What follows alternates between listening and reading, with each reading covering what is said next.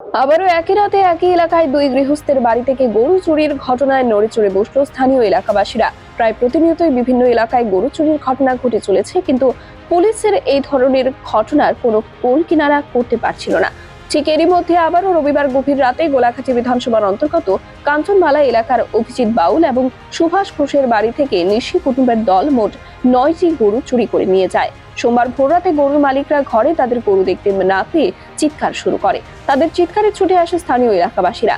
দীর্ঘক্ষণ এদিক ওদিক খোঁজাখুঁজি করার পরেও গরুগুলির কোনো সন্ধান পায়নি। খবর দেওয়া হয় আমতলী থানায়। খবর পেয়ে আমতলী থানার পুলিশ ঘটনাস্থলে এসে প্রাথমিক তদন্ত করে যায়। এদিকে সোমবার সকালে কাঞ্চনমালা এলাকা দিয়ে গরু পাচারের সময় একটি বোলেরো গাড়িকে গরু সহ আটক করে উত্তেজিত এলাকাবাসীরা। কাঞ্চনমালা এলাকা থেকে একই রাতে দুই বাড়ি থেকে গরু চুরির ঘটনায় পুলিশের উপর বহল থেকে কড়া সতর্কতা জারি করেছে। এই ধরনের ঘটনা এড়াতে পুলিশ যেন সক্রিয় ভূমিকা পালন করে।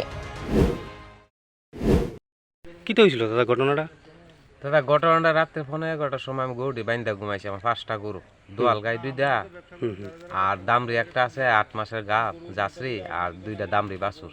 আচ্ছা, তুই আমরা বাড়ির পাশের বাড়ির ওই প্রায় তখন 4:30 বাজে হ্যাঁ সিলাইতে আইসি হা তুই কি তোর আমি ঘুমাই রয়েছি, ফালদা উঠছি। উঠার পরে কইতেছে আমার গরু নিচে, তোর তো গরু নাই। ছায়া দিয়ে আমিও করতে বাইরে দিয়ে একটা গরু নাই, 5টা গরু আসিল।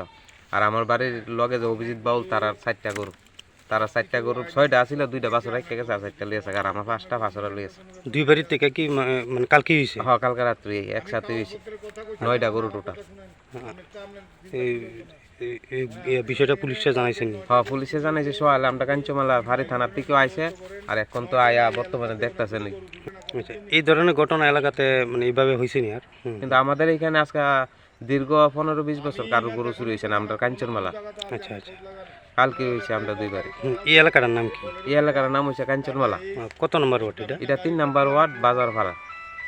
আপনার নাম কি? আমার নাম সুভাষ ঘোষ। ব্যুরো রিপোর্ট, খবরের প্রতিবাদ।